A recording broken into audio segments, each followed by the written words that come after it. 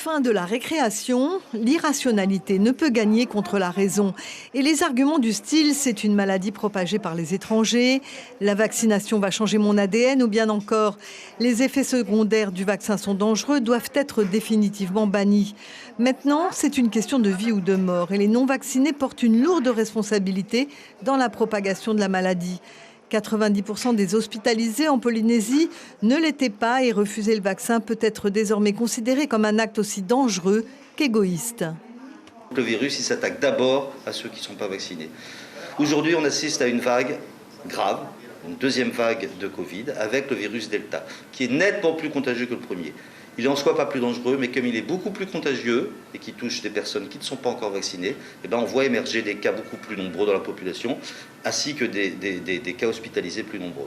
Le constat est accablant. Aujourd'hui, l'épidémie du variant Delta progresse 2 fois plus vite que le premier virus de la Covid-19, chiffre à l'appui.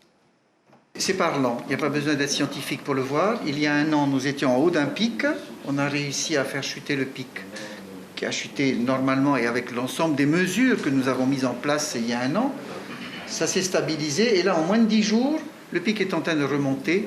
Nous sommes déjà à 744 cas positifs, tout âge confondu. 90% de la population doit être vaccinée pour atteindre l'immunité collective. Les doses ne manquent pas, Janssen ou Pfizer, mais 12 000 seront périmées en septembre et 65 000 en octobre. Les pharmaciens aussi ne ménagent pas leurs efforts pour convaincre les réticents.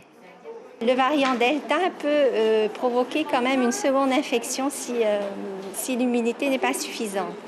Et en plus, le variant Delta semble prolonger la durée de l'infection. Donc, il provoque une charge virale 1000 fois plus importante que le premier virus. Heureusement, certains comprennent que la situation s'aggrave et en début d'après-midi, le centre de vaccination de Mamao était de nouveau en activité. Petit-fils qui vit avec moi, il n'a que 22 mois. Et puis, j'ai mon fils qui est en France, ça fait pas longtemps, et j'aimerais bien aller le voir aussi. Un conseil pour ceux qui n'entendent pas, arrêtez de vous renseigner sur Facebook ou d'écouter les conspirationnistes. Un vacciné sur 1 million seulement peut faire une réaction. Il n'y a que 280 000 habitants en Polynésie.